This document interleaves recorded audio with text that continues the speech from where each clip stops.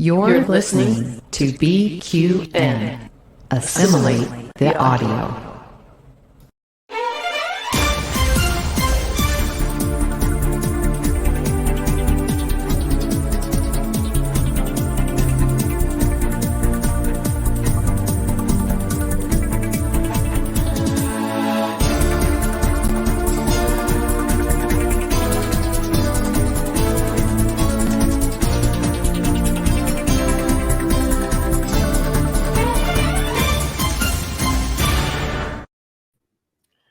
Welcome back, listeners and viewers, to What's the T-Bav, a Star Trek Universe podcast here on the BQN. I'm your host, Christos. What's the T-Bav is a podcast where I interview members of the LGBTQIA community and our allies. We get to know our guest Trekdom and then discuss current Trek news and speculation. And man, do we have some Trek news to talk about today. Remember, you can watch What's the T-Bav on our YouTube channel of the same name, or listen wherever you get your BQN podcasts. Well, listeners, today is a very special episode. We are not going to do the traditional format where I bring in an all-new guest and we talk about their Trekdom, only because if you're anywhere in the Star Trek zeitgeist, you heard a lot of things and saw a lot of things drop from San Diego Comic-Con. So I thought we needed to do a recap episode. And what better way to do a recap episode was to bring back a former guest to talk about this together. So I would like to welcome back Jason Anderson.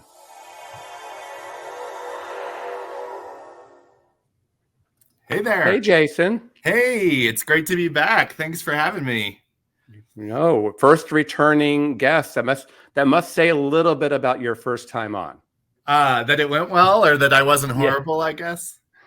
All of the above. Yeah. And I trust you to do a really good job on what we're going to do today too. You know, I will do my absolute best, as always. No, it's great to be back as a reoccurring guest, you know, like. Yeah, no, I like that idea, reoccurring. Listeners, remember Jason was on episode 8. In case you didn't listen to that, you can go back and listen to episode 8 of What's the T-Bav to hear Jason's complete Trekdom answers. And in honor of your returning visit and the content that we have to cover today, we got a whole lot of Strange New Worlds and Lower Decks related pics of you today. Yes. Yeah, so much news and so much new Star Trek to talk about. I'm really excited about it. And I'm wearing, I don't know if you remember, you bought this Star Trek Picard shirt for me when at you Comic-Con. Yeah, at Comic-Con, like before Picard, I feel like before Picard aired, right? I think it was 2019. Yeah, yes, because so in honor of that, Comic-Con 2019, I think, and I brought it out to STLV like a week or two later. Yeah, I've got my little Wonder Man. I saw you. Yeah. Not so related to Star Trek, but that's okay. It's another fandom of mine. I'm maybe joining some friends for drinks a little later. Or something. Yeah, it's like fun on. Yeah. Yeah. Well, no, I'm I pre-pandemic, so like that feels like forever ago before Picard started. Well, someone was talking about, so back to Picard, a little side note. Somebody was talking about like Legacy, and when we get Legacy, and Kestra came up, and I'm like, well, geez, that was filmed probably in 2019. So it's been 4 years since they filmed. That girl's got to be pushing 18, 19 years old now. So she definitely would be like a cadet. Like I think they mentioned she was at Starfleet Academy in Did they? Picard season 3. So yeah, time flies, doesn't it? I heard, I saw something on somewhere about like, where is the daughter? Like but I didn't even realize they mentioned her. That's good if they did. Yeah. I think, there's a lot of things you could have done more with Picard season 3, but I think there were so many characters in it already. Like so many. I mean, yeah. I was talking about, like obviously Evagora is a super favorite of mine. And it would have been great, if they'd somehow worked him back in, because, he did show up at the end of season 2. So he's alive, but I just thought, they did the best they could with as many people as they had to revisit. Well, and you gotta you got to pay those people too. Right. Of course. Yeah. Well, if Legacy does happen, he's a perfect candidate to be in Legacy. So Perfect. maybe Yeah. we'll see more of Eleanor. So Yeah. let's go on and we'll talk about our, I said we got several things to talk about. Viewers, listeners, I think we have about like 7 things here on the list to talk about. So we'll kick it off with the fact that, hey, it was San Diego Comic-Con this weekend. In fact, it's still going on today as we record. Yeah, I have some passes. I may actually finish my day there. That's so great. I'm jealous. Yeah. The Hero Within has a little Star Trek pop up. I kind of wanted to go swing by. We had a Comic-Con. They call it, well, they're not allowed to call it Comic-Con, obviously, because it's in Denver, not San Diego. But we had one. I actually happened to have this. This wasn't even planned, but we went and my best friend and I saw, keeping with the Star Trek theme, we met Krug from, it's the Search for Spock, I think, because it was Christopher Lloyd. So he's the only one we actually met in Denver a couple of weeks. It was the first weekend in July, so like 3 weekends ago. But so we had ours a couple of weekends ago, and that's really all we did. We went there, we met him, and then we walked around the floor and saw all the vendors. But yeah, I love to most people. He's the guy from Back to the Future, but to Trekkies, he's Krug. Exactly. That's what I'm sure I don't even know. I might have been the only one in line because he was in Star Trek, but I have to, collect them all like Pokemon.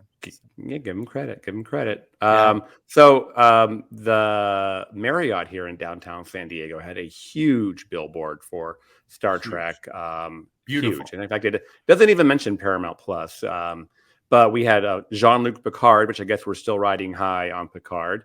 Lower Decks, Mariner. We've got Pike, Strange New Worlds. We have Burnham for Discovery. And we have Michelle Yeoh for the Section 31 movie. Yeah. Maybe, obviously, I think it's probably dependent on how long the writers and actors strike go, like what suffers. But let's hope we get to that Section 31 show. Yeah, or movie. But that's actually set to go in production by the end of the year. So but it's definitely. Who knows? I know. I think the strike's going to last a little while too, to be honest with you. But I think it does show it's a priority for Paramount to get this filmed. It's not like, oh, we'll get to it, in 2 years. It's something. Yeah, that's a good sign, right? Like having her up there. Plus, she's won she did a little thing like winning an Oscar, which I think didn't hurt. Yeah. Right.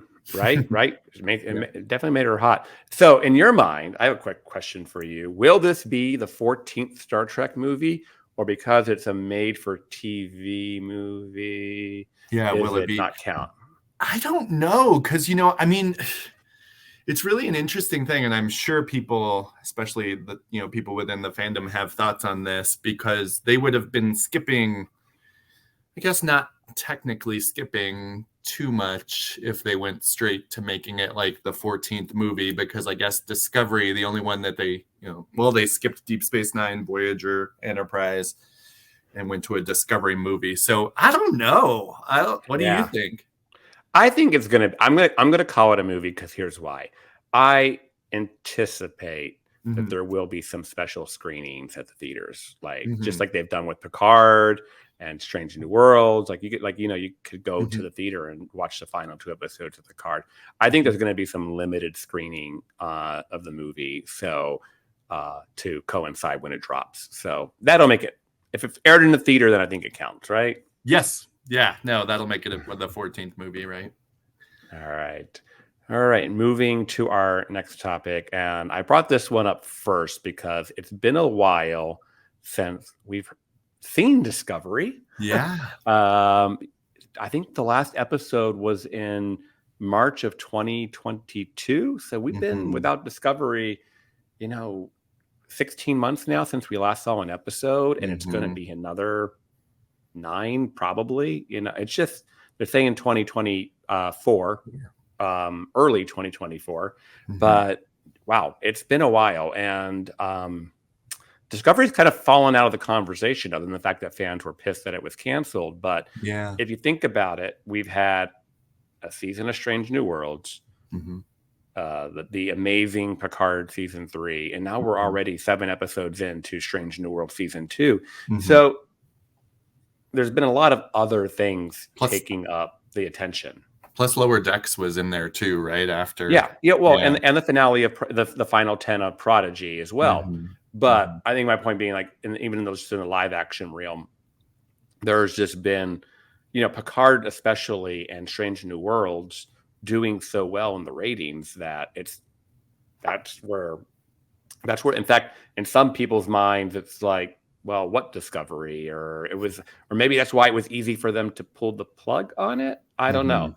But I mean, Discovery will always have love in my heart, or I will always have love in my heart for Discovery because, like, it re-kicked off the modern age of Star Trek. So, like, how can you not hold a special place in your heart for it? But yeah, I think it's just an unfortunate sign of, I don't know, it seemed like Paramount maybe was pulling back a little bit, like focusing in on some of the ones that they felt more comfortable with, because I actually know just from talking to the some of the actors that they didn't know the 5th was, like, they basically found out they were being canceled when we found out they were being canceled. It wasn't like they left season 5 knowing it was over. So we were on the Star Trek cruise, and we were literally the night before the news dropped, we were hanging out with Doug Jones at the bar, and I know he didn't know. No, he didn't know.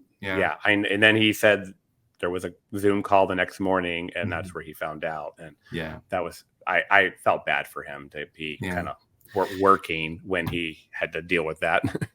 I mean, I think they were, 5 years is not nothing. So, like, I think, they were okay with it, but it was, I just think it was kind of, abrupt, but, I love that they're giving them the opportunity to amend the finale of this season and make it more of a series finale.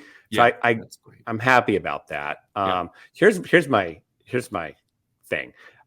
We got to see a little 5-minute clip yesterday, and and of course it looks amazing. Of course, all the episode 1s of Discovery just have this bigger budget. Every season, episode 1 is always just big smoking episode because they throw a lot at it. But I'm kind of afraid season 5 is going to be amazing, and people are going to be like, "What? Now it's gone. Now it's over." Bring it back, continue it. And but meanwhile, the sets have been, sets are gone. And all that crap. No, I don't. But if anything, if that clip looked amazing. If the season does turn out to just be whatever, well, hopefully that just gives it a nice legacy send off. To go out as a good show. And maybe because they didn't know it was the end, maybe they did, like, I feel like sometimes when it's the end, it, not that people don't try as hard, but like people are looking for new stuff, and, writers leave, people leave. So hopefully, I don't know, hopefully they just put their all into it. We'll see. But much love in my heart for Discovery. Yeah, me too. And like I said, this is supposed to be like the adventure season, as they're calling it. It has a little bit of like Indiana Jones in space kind of vibe. Maybe it's going to be a little bit of TNG's The Chase kind of thing. That's what I get. That's what I'm getting out of this. So, not a whole lot to go on. Like I said, viewers, if you saw it, we got a 5-minute clip. We got like a little bit of a 1-minute behind the scenes clip, which recycled a lot of what was in the 5-minute clip that we showed. So not really a full trailer. We just get this Burnham's on the chase kind of thing. Yeah, it was an episode 1 trailer. Yeah. Like literally, we saw 5 minutes from episode 1. That's kind of what I got out of the whole thing. Yeah. All right. Let's see here. Moving on to our next topic. It is the 50th anniversary of Star Trek: The Animated Series, which I didn't think we were going to get until it was here at Comic-Con. It didn't really cross my mind that this was going on this year, but I guess Paramount wanted to remind us it is, and to celebrate, there's a bunch of shorts coming out, or promotional shorts featuring different characters from different shows. We've got we got Riker, Quark, Saru, in Neelix. So what do you think sure about that's this? not all. I'm sure there'll be more too. That's There's just the more. teasers. There is more. I think they Yeah. said there's going to be more announced on Star Trek Day. Yeah. So Exciting. it does help. That does help me think that at least they're still planning on something for Star Trek Day, because First Contact Day was kind of a big FU. So I'm glad to hear they're kind of thinking about Star Trek Day, which is in the first week of September. Mm-hmm. So yeah, some little animated shorts. Of course, everybody looks like they're drawn here in the TAS style, and not a whole lot to go on. I don't know if these are going to be like little 5-minute things or 3-minute things, but they're fun. And they're bringing back. If they're bringing back all the actors to do their voice work, that makes it even more special. Yeah. So that's kind of one of the smaller topics of the week. The big one, I think the biggest thing that we're here to talk about was an episode that we've been anticipating for exactly 1 year, because it was teased at last year's Comic-Con, was surprise dropped about 5 days early yesterday, and that is the Strange New Worlds episode, These Old Scientists. Yeah. What? I'm just going to go on record. I'm pretty sure you also loved it, but like, what a fantastic episode. Like, and actually, you know, my best friend had messaged me because I told him that I was watching it so that we could record this podcast. And he said, this is a quote from my friend Matt. The crossover was one of the best episodes of Star Trek in modern history, which I was like, yeah, I mean, what a great episode. I thought it was, I've missed one of the episodes. I think you and I were talking before. I've missed episode 6. But I've seen all the rest. I thought it was as good, if not better, than the courtroom episode, which was episode 2 this season. Ad Astra Spare, which I had about, just called my favorite. I literally just recorded an all good things about that episode last week.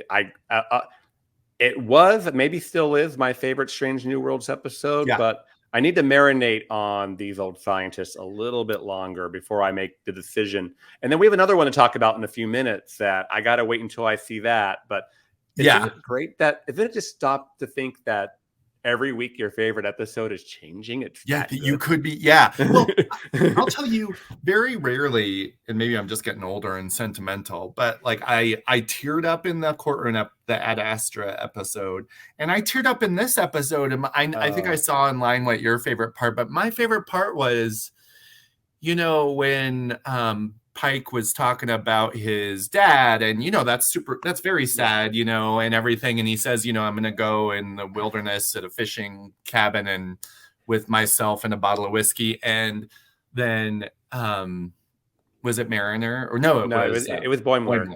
Boimler's like, have you ever stopped to think that there's a ship full of people who want to spend time with you? I got like choked up. Yeah, like I did. I'm getting re-choked up. As I know. I was like, what a fantastic. That's like life lesson crap right there, right? You know, like life lesson shit. Like I think it's easy to think about, you know, your perspective. It's hard to think about your effect on other people in that way, you know, and people want to spend time with this guy, you know. So anyway, well, they can't. Yeah. So, well, I think you're saying exactly what I was thinking. This episode has a ton of heart to it. Yeah. I mean, and just when you're laughing 1 second, you're having a tender moment the next. And, you know, there's probably 3 moments that I can think of that I had emotional moments. This particular moment that you're talking about, definitely. The moment at the very end when the Orion scientist is given the opportunity to just be considered an Orion scientist. And he said, that's all I ever wanted. Yeah. It's like when you're trying, it's like when you're from this bad people, but you're not, and you're trying to be taken seriously or be seen. Yeah. I felt that. And you mentioned my little Facebook post, but I think my favorite clip, because it does tie back to episode 2 so strongly, was when Boimler is talking with Mariner and number 1. And there's this whole tease through the whole episode that he's got a pinup of you, and it's like she thinks he's just like a regular guy, like thinking she's hot. And it's revealed that she is literally the poster girl for Starfleet, poster woman, and she's like the inspiration. And he's like, yeah, it made me join. And yeah, ad astra per aspera. And then it goes to Rebecca Ramon, and she's like, they put that on the poster. And it was like, it was such a callback to episode 2 of the season. And like, not only did she just go from being like in the closet and hiding and afraid of almost going to prison to being, exonerated and given asylum, to finding out that history looks at her as a role model. Right. And literally the tool that that encourages like the aspirational person for becoming a Starfleet officer, like that's so huge. I thought it was wonderful. And it meant a lot to her. You could tell, her character in that scene. And it was great. The moment for me, I can tell it's going to be one of the, because I actually watched the clip right before we started. I watched that scene again, and it reminded me, the feels that I get for it remind me of the Voyager episode Pathfinder, when Janeway's like, leave a docking bay open for us. And you get, I just can't help but get welled up when I see that scene anytime. Like, it's like, these actresses and their delivery. And it's like, you can tell it's important, and you can tell, it was so good. And like I said, this one little moment, it just makes the episode Ad Astra per Aspera that much more special for me. But there was a whole lot more going on in this episode.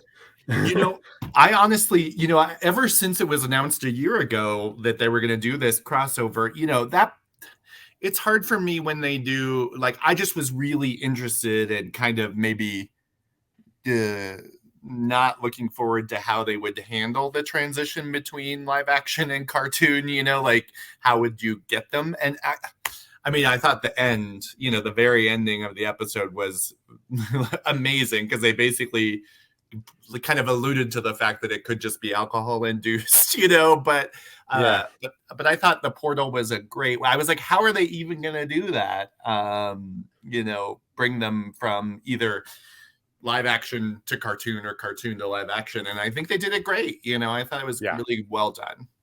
Well, the portal being the transition point, that made it great. But, and it's fine. It made it very believable. But I think what it does reveal is that there's no difference between the two worlds, so to speak. It's just how we're taking it in. And everything that's happening in Lower Decks is canon. Because some people have said it's not.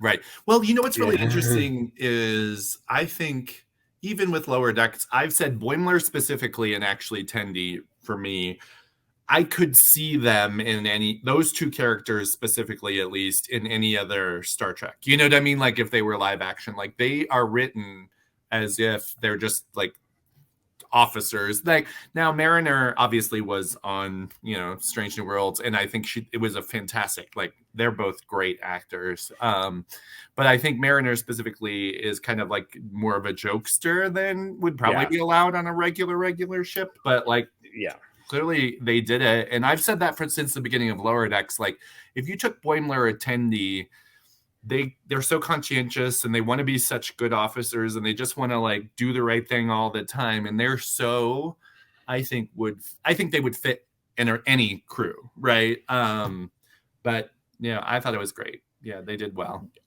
Yeah. I love the episode. I love that it's like, believe it or not, as crazy as it was, and it's funny at times, and like we said, very tender at other times, it actually did move some of the stories along a little bit. We did, especially like Christine Boimler and Spock. Christine and Spock, there was a lot of movement on that story. You're right, because it was like, you could see it. You got to drop that human stuff, because you're important in history. And you could see in my mind, you could see in Christine's face that she was like, oh, am I influencing this person who's going to be such a huge, like obviously she doesn't know what the future holds, but it was kind of alluded to in this episode, and she's seeing like, oh, is my influence changing him? Like that's got to be hard to take, like you're right. I think I hadn't really thought about the effects, but it did move that storyline along for sure. Right. And you get a little bit of, everyone had some good touch points on it. La'an had her recent time travel experience, and it's funny, she even gives some unsolicited advice. It's not necessarily Starfleet Co, but it's advice. Yeah. Don't get attached. I've been down that road, right? I was just going to say same thing like we were talking about earlier with Una, like her, she's still reeling from the fact that she was on trial and everything, so now she, it moved her forward towards, hopefully feeling more part of the crew or part of history. And Ahura gets to learn to relax a little bit. And, it's like, I don't know how any of us would do from a trip from somebody from the future telling you that you're going to be amazing and do great things. And, how you would take that, how you would not get a big head. I don't know. But, and I did like the callback, or not the callback, the final scene where, oh my God, I can't remember his name at the moment. Ransom, Jesus. One of my favorite characters, so I always remember his name. Oh, I love Ransom. I'm playing that Lower Decks game on my phone, so I see him all the time. But I loved where he sees Boimler's poster of number 1. It's like, hottest first officer ever. And, of course, in real life, Rebecca Romijn, and they're married. Yeah. Barry O'Connell and Rebecca Romijn. Yep. So that was kind of cute. And if you are watching these images on the screen, I got off of Twitter. I did not make these. These are amazing Star Trek fans who make amazing art, Yes, and so credit to those people. Like I said, these are not originals. Yeah. Well, let's stick with sticking with Strange New Worlds. We got a teaser for episode 9, which is called Subspace Rhapsody, dropping August 3rd when we're at STLV. So we might be watching this together, Jason. Yeah. And what I had predicted weeks and weeks and weeks ago was that this was going to be a musical episode, and you were right. And confirmed. But I'm very happy I was right, and I wasn't the only one that was guessing that. Some other people thought that too, but I was like, nope, it's going to be a musical, and they're really going after us. I'm glad that they didn't. I'm glad that they didn't wait for it to just come out that day and be like, "Oh, it's a musical." I like that we got a little bit of we got a good 12 days or so to really lead up to this. They're going full court press on this. There are 10 songs originally recorded. They're going to be original songs in this episode. The soundtrack is already available for pre-save on Apple Music and Spotify and all the other major markets out there. And it's going to be available, I'm guessing, the day the episode drops. So that's pretty damn cool. I think you're going to watch that and you're going to want to hear it, right? You're going to want to put that in your I may download it ahead of time or, pre-order it like you said. But I believe, isn't Christina Chong, who plays La'an Noonien Singh, isn't she, and like she's a singer, right?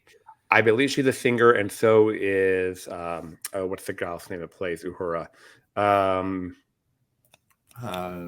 I should know. Cecilia something, right? Cecilia Gooding. Yeah. Something. Yeah. Rose Gooding. Yeah. Yeah. She's featured in the trailer. She's featured in the trailer singing. Yeah. And prominently in the poster as well. The minute and 9-second trailer just made me feel good. I liked what I saw. Mm-hmm. I love the artwork. I love the artwork that they've made for this. I love the soundtrack. So far, they got everything right. I haven't seen it yet, so I'm trying not to get my hopes up. But I do love my musicals. Right. Far is. I mean, it reminds me, at least with the way that like you see in the trailer that like a wave goes over the ship. It reminded me very much of the Buffy musical episode. Once more with feeling. Trek Culture just referenced that. Yeah, fantastic musical episode of a show that's not supposed to be, a musical. So it can be done, and it can be done well. But it looks good. I'm hopeful. Yeah, I just grabbed this one little screenshot. I don't know why it made me so happy, but Taika's dancing with Pelia. Because guys, Pelia is just like my girl. I feel like great. that space hippie. Oh, sorry, you haven't seen episode 6 yet. No, Space but I hippie. love it. Sorry, there's a little spoiler there. She gets called a space hippie. Oh, does she? I'm not going to tell you by who and or in what context, but That's hilarious. I mean, I'm here for space hippie. I need that on a fucking shirt. Excuse my language. Yeah. And one more thing I wanted to say about last thing on Strange New Worlds. Okay, many people know I talked about this. I think on All Good Things or something like. Episode 1 debuted in the Nielsen top 10 streaming shows of season 2. Actually, at number 7. The only other 2 shows to even make the top 10 streaming from Paramount Plus have been Picard season 3 got there 3 different weeks. And so did 1923, which is the Harrison Ford show. So there you go, right? Right. But debuted at number 7, which means not only does Strange New Worlds do well last year, but they've picked up viewers during the year off. I think Picard season 3 brought a lot of attention to Paramount Plus, and there was a lot of co-advertising. By dropping episodes 6 and 7 in the same week, your watches are going to be more than doubled because people are going to watch both shows. I think that whether that was planned or whether it's just going to be a bonus, I would expect to see when we get to the Nielsen ratings for this particular week, which will probably be about 3 or 4 weeks away from now. We'll get that data. I would expect to see this show perform very, very well and maybe even get more of a buzz around it because of that. So I think, the marketing guy in me looks for things like that and like, oh, see what you're doing. Yeah. Also, it changed the topic a little bit. We've been talking about writer strikes and actor strikes, but right now, for these last 24 hours, Trekkies have been pretty happy. Yeah, no, I mean, it's a lot. Yeah, it is a lot, but I'm here for it. Our next to last topic is, I think, if anything, this particular episode of Strange New Worlds this week has gotten me more jazzed about is the return of Lower Decks. 100%. Yes, we got a full trailer, which is out there for you to consume. And of course, the poster, and keeping with the tradition of every season of Lower Decks, it takes on the corresponding TOS movie poster. So we have the Star Trek 4 poster, The Voyage Home, and we have Lower Decks season 4. And it's coming September 7th. I think that's news. I think they haven't, because we got a Strange New Worlds extra yesterday, they're not taking this week off. Episode 8 will drop this Thursday. Oh, I was wondering of Strange New Worlds. Yeah, and then episode 9 will drop during STLV, and then episode 10 will be, August 2nd, 3rd, August 10th. So we're going to go from August 10th until September 7th with a little bit of a Trek drought. Oh, so is that the season finale is August 10th? Yes, because we'll get the musical episode is the next to last. And then episode 10, I think, is going to be some sort of Gorn conflicts because they've been kind of teasing up to that. But but Lower Decks, man, there's a lot in here. Let me just first and foremost, guilty pleasure, because these guys here. Love it. This clip I specifically took myself with my iPhone out of the trailer of the recreation of the Troy and Beverly workout scene. Yeah, yoga or Ransom, whatever. Ransom and Shax is amazing. Love Ransom. Love the whole thing. And even the little detail is the bottom of his shoes are purple and with the Starfleet emblem, the same Lower Decks emblem. But I love that. And Shax's got the same little slip-on shoes that Beverly was wearing. It's cute. It's this kind of stuff that really, I don't want to call it a deep cut because everyone loves to cosplay this scene, but right, it's not a deep cut maybe, but it is a nod to people that love TNG and that people that love the prior Star Treks. Can't say enough good things about it. They do great. Well, I just got a couple screenshots here. Run through them here. So we're obviously going to Ferenginar, and we've got Lita and Grand Nagus Rom in a picture clip. So I hope that means that the actors are back voicing those roles. Yeah. That'd be pretty damn cool. That would be cool. There's more than a few shots on Voyager. Voyager at this point, I think, is supposed to be in the Fleet Museum. Mhm. So, but we're on Voyager's bridge, and I think a few other clips highlight Voyager. And there's a little nod to the Alamarain episode. Deep Space Nine, yeah. There's lots. I mean, there's Voyager, there's DS9, there's TNG references. I mean, not that there always aren't. And then the big story this season is supposed to be some forces attacking all the different species of the Federation of the Alpha Quadrant, the Klingons, the Romulans, and we think it's coming for the Federation next. But I think that's going to be every season. There's usually kind of a story that ties the episodes together. But yeah, I'm here for it. 10 episodes starting September 7th. I'll tell you, I love, TNG's my Star Trek, obviously, but Strange New Worlds and Lower Decks, I mean, they're coming in hot for, like we were talking about earlier. It's just such good Star Trek.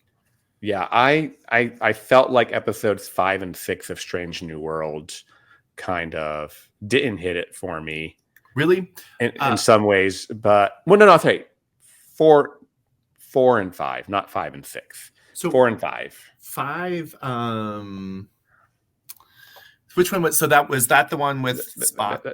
That was Charades. Yeah, that was the one with Spock losing his Vulcan side.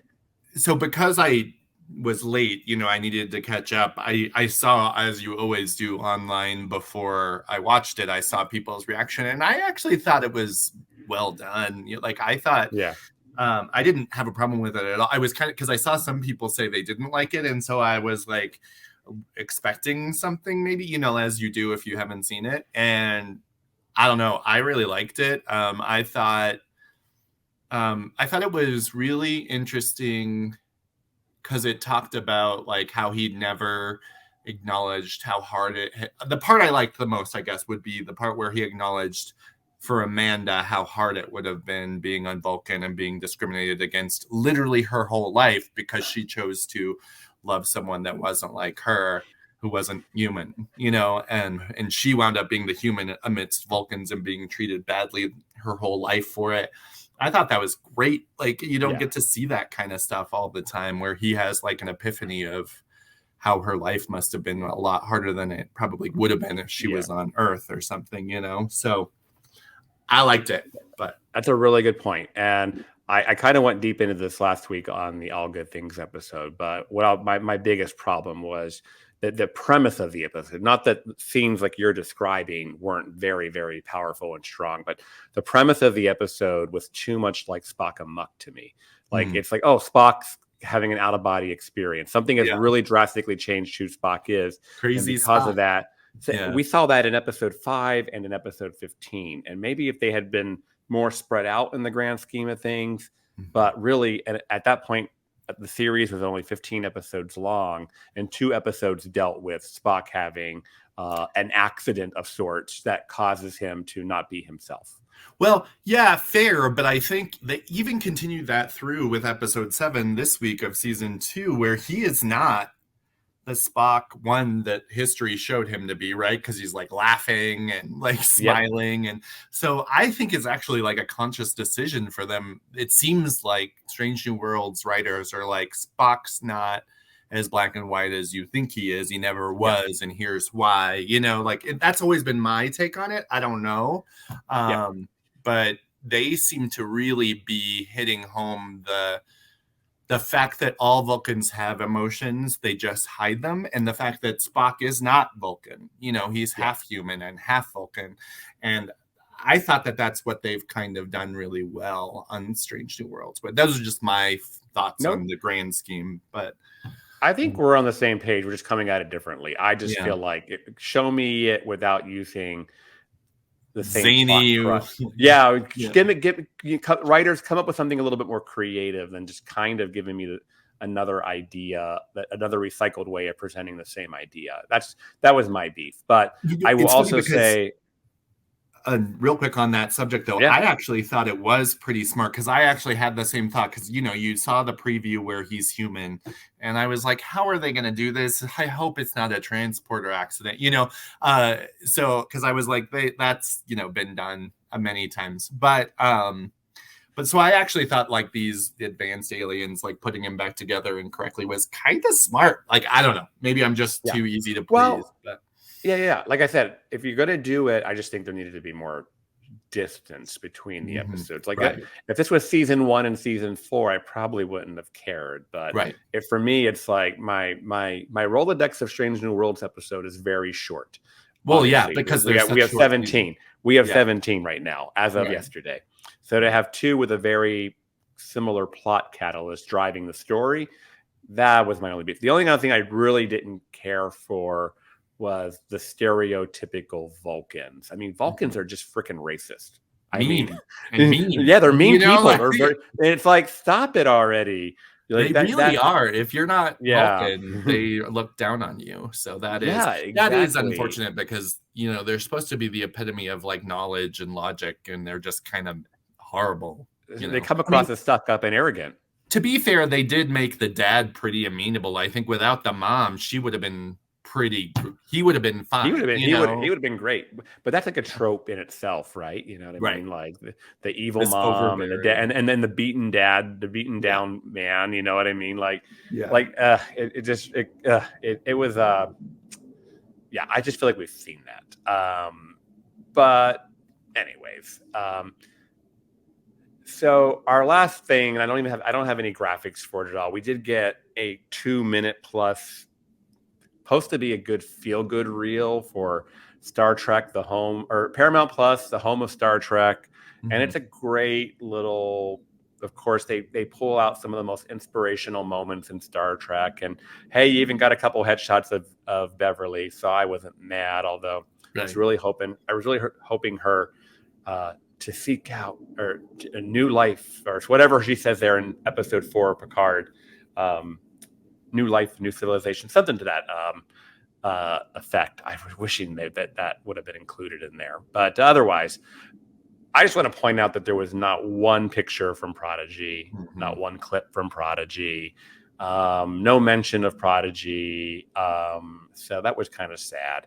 I mean, they basically gone the what's Prodigy, route. It's being like they're erasing it from the world. But on a good note, if you are a Prodigy fan, all 20 episodes from season 1 are available on digital, such as iTunes and Amazon Prime. And the second half of season 1 is coming out on Blu-ray in, I believe, September or October.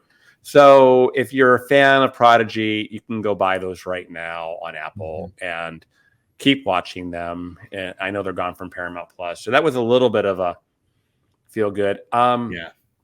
And my final thought on all that would be, if anybody from Paramount might be listening to this little podcast, I mean, it might be a good time to rethink your stance on Prodigy in terms of content for your network. You've got basically 20 episodes about to be finished or already finished, and you have all of your main shows no longer in production until the strike is wound up. So if you want to kind of keep content on your channel in 2024, hopefully after this strike ends and then we get back into production, what a great way to buy some time while these shows film and rebuild content, new content. Otherwise, after this year is over, we have 10 episodes of Discovery and 1 more season of Lower Decks for 2024. That's only 20 weeks of content next year. If something doesn't get into production soon. So, which it's not looking like anytime soon. But. No, but then you, like I said, you'd have 20 weeks of Prodigy. You could have a full 40 weeks next year, which is kind of what we've been getting. So that would give you time to recover. Yeah, I don't know. I mean, I talked about this a little bit on Infinite Diversity. I mean, when I did that podcast a couple of weeks ago, but like it has to be a contractual thing. And I know it's about like writing off things for taxes and, all that stuff. But I hope I would love for them to listen to everything you've said and bring Prodigy back. I just feel like that may not ever happen, which is sad. you know. It's Yeah. Well, I think it'll get a home somewhere. There's no way hope. that those 20 episodes don't get aired. I mean, if anything, maybe it's a home video release that ends up happening, but or like a Kickstarter. I don't know. Yeah. All right. Hopefully. Well, let's see here. I think that pretty much covers SDCC. I almost said STLV. Yeah. Well, we're about to head off to STLV. Yeah, that's right. In fact, I'll see you in about 10 days, I think. Yeah, a week from Wednesday is, I think. Yeah, when I get there. Yeah, I'm getting out there on August 2nd, and I'm supposed to go to Kelly Clarkson that night. So nice. That. What is it? Not charisma. It's something like that. Chemistry. Which is the name of her new album, which is really, really good. And there's a whole bunch of Trekkies going. So I got to start chatting figuring out who's all going there. Maybe we should be in some sort of, I don't want to say uniform. That's too freaking hot to be in a concert, but maybe some sort of matching t-shirts, because we're going to be in the front in the mosh pit area. Oh, are you? Maybe there'll be some fun way to be right there and be matching and be like, hey, Kelly, it's my birthday. Yeah. Yeah. Your birthday is going to be while we're there, right? Well, it's the first, but the first is right after. It's on a Tuesday. I'm gonna, I hate when my birthday's in the middle of the week unless I'm off and with friends. Yeah. All right. Well, you'll be with friends the next day. So. And I'm totally cool with that. Like I said, the fact that I'm literally waking up on the next morning and driving to Vegas, I'm good. Mm-hmm. We would love to hear what you thought of today's episode and hope you'll join our Facebook group, the BQN Collective, to continue our discussion there.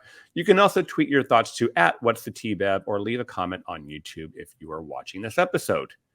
Please hit like and the subscribe button here on YouTube, Apple Podcasts, or wherever you get your podcasts, and leave us a star rating or written review. That helps others to find the show.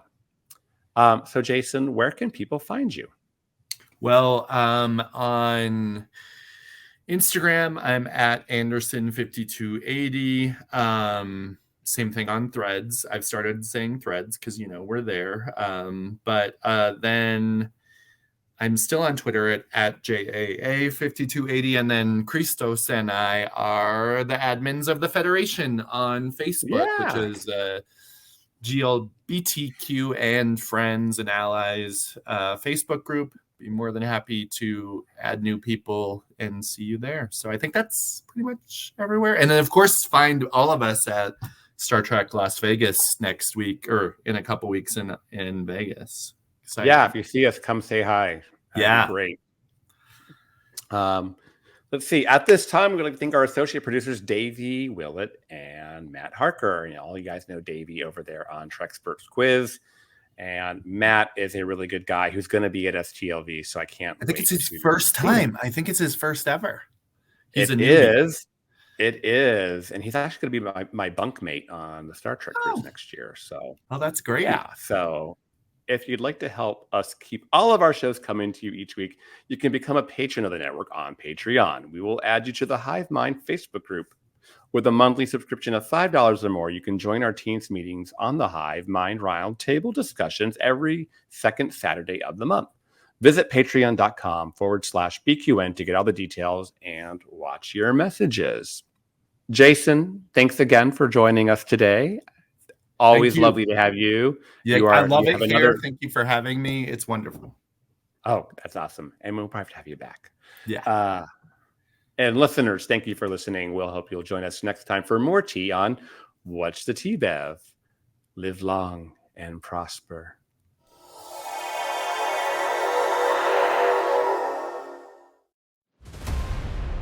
What shows are on BQN, you ask? Well, here's a rundown of some podcasts you might be interested in. All Good Things, a Star Trek Universe podcast covering all of Trek, hosted by Amy, Mark, Christos, and Kelvin. Bargain Bin Gamer, a YouTube show hosted by Davey, a self-proclaimed gamer who specializes in reviewing and showcasing affordable video games. If you're lost in the Delta Quadrant, check out The Captain's Couch, a Star Trek Voyager podcast hosted by Jeremiah sitting on Janeway's Ready Room couch. Cinema Z, a film discussion and review podcast showcasing films you probably missed but should definitely check out, hosted by Mark, Matt, and Laz.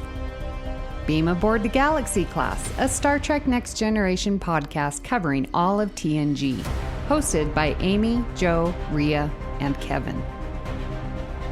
History with the Zilagis, a snippet of historical events from around the world, hosted by Chrissy and Jason. For the newest Trek coverage, check out Infinite Diversity, hosted by Chrissy and Thad. Test your Trek knowledge with Trexperts Quiz, a Star Trek quiz show hosted and written by Davey. Union Federation, covering all things Star Trek and the Orville, which we all know is really a Star Trek show, hosted by Kyle, Kevin, Amy, and Haley. Spill the Tea with What's the Tea, Bev, a Trek current events and fan interview show hosted by Christos. And for our Patreon members, we have The Hive Mind, BQN's monthly roundtable discussion with hosts and listeners. It's Green, a cornucopia of topics hosted by Mark, and Amy's Math Moments, a quick look at math moments in Star Trek, hosted by Amy. We know you have a choice of podcasts to choose from, and we thank you for listening to BQN. Assimilate the audio.